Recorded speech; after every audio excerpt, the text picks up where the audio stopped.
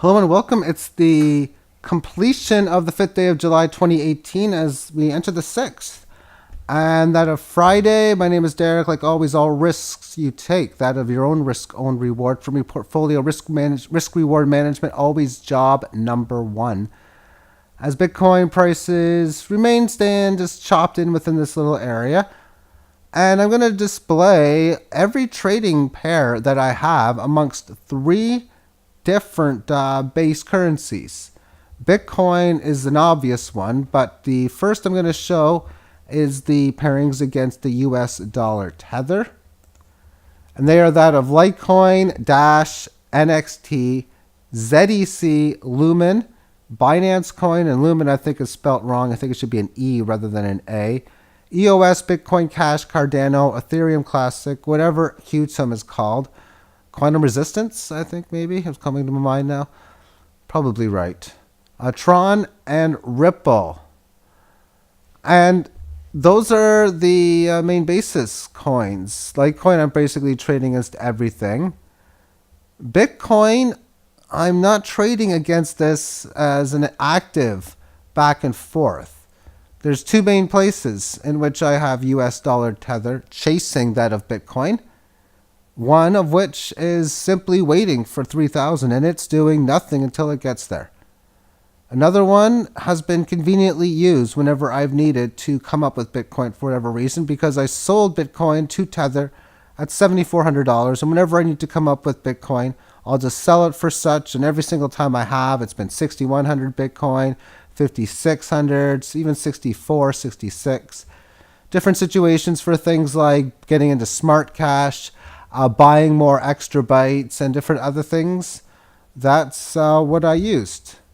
So against the dollar tether, this is the trading pairs amongst two different exchanges. And as far as Binance Coin, BNB being my base currency, only on one exchange do I do so. That should be obvious. That of Theta. Syscoin, which was wild yesterday, or the debut, or on Wednesday. Via, APPC, POA. DNT is not on the exchange. This one will be on Bitcoin. But that of Waves, Litecoin, CMT, Steam, and Zencash. And I've been wanting to accumulate some BNB. Didn't really want to buy, at least not too much of it. So this is working well as I get sell orders that will accumulate such.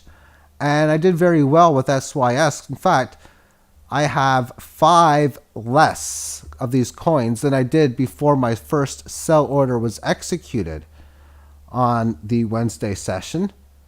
And I was able to accumulate more than 5 of the Binance coins. And Binance coins are worth a lot more than the SYS. So definitely a positive trade amongst such. And Bitcoin trading pairs amongst 6 different exchanges. And there's a lot of them, Litecoin, TUSD. So I am trading Bitcoin against the dollar, but I'm doing it on this measure as Bitcoin is the base currency. Ethereum, Always Go, Redcoin, Tron, Neo, No Limit Coin. Vertcoin, Monero, NEM, Polygraph, Core, Stratus, AMP, Civic, Golem, Solus, THC, Steam Dollars, Cannabis, Siren, OK Cash, Feathercoin, 10X, Power Ledger, Sia Coin, Library Credits, EMC2, that's on Einsteinium, Gigabyte, Blackcoin, DNT, that's District 0X, Cloak, this should be Komodo CMD, Verge, Extra Bytes, and that of Smart Cash. So a lot of crossings there.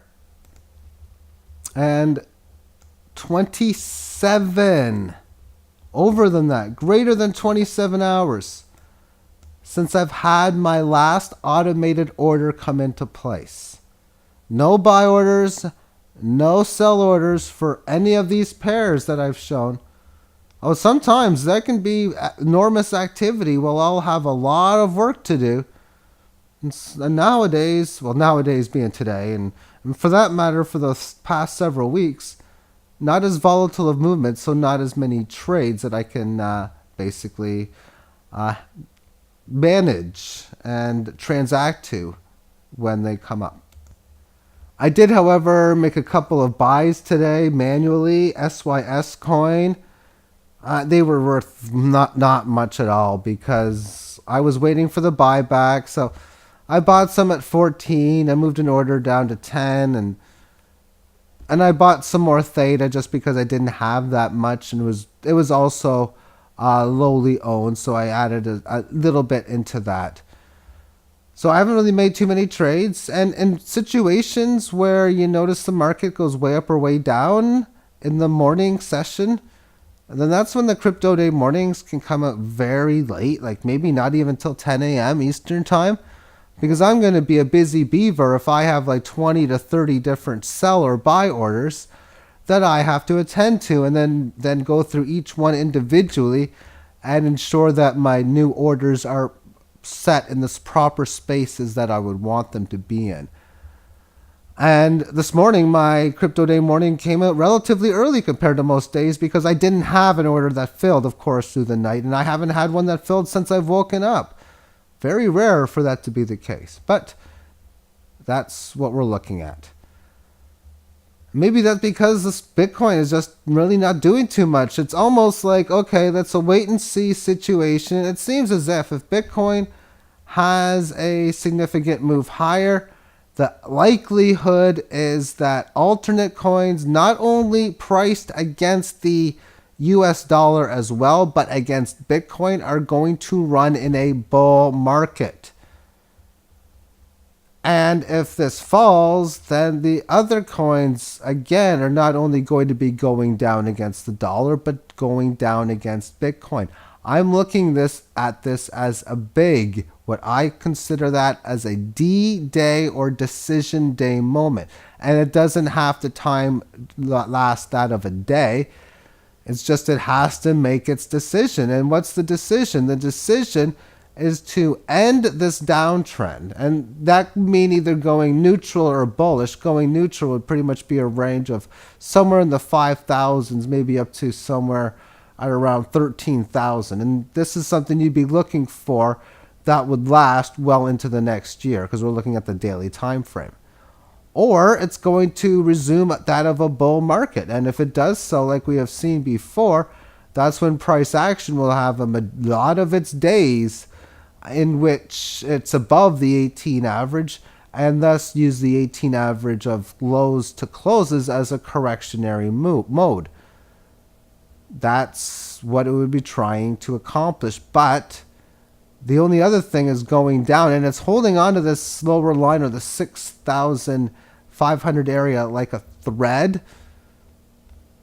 So I can't tell what it's going to do. It's showing strength at the 18 highs, but it still is going to have to go through a lot of steps in reverting the trend, especially when you talk about getting past that last lower high, which is in at 10,000, and it needs to just a 50% gain just to get to that point, which can set up some very wicked and interesting possible lower high rallies that can come up. Who knows? This thing can go up to 8650, 8800 in like 4 or 5 days or however long, and then I'll still be talking about a lower high. And if it were to do it and then show weakness following through, you'd still be talking about, well, D-Day hasn't been really announced as of yet. But the likelihood that when this and if this falls through, that it's going to make a move, and probably more of the quick variety, sort of like what we've seen back in January through into February to the 3,000 mark, rather than these lower size candles. Because if you look at the size of the moves on the last third of the chart and the last half compared to before, you see for the last half, ever since like April-ish or so, these are much larger size intraday moves than we've been facing today, which means we are playing with lower volatility. But even recently, now the last couple of months have been much lower than even the months that went before that. So until, of course, we can see a clear decision, then lower volatility, higher, a lot of up and down, choppy action, very Volatile, when you look at just some of these moves, how it has these quick up moves and even some of the fast down moves that follow, is what I expect it to keep doing until it finally makes that decision. I'd like to thank you for tuning in and have yourself a great day. Bye-bye.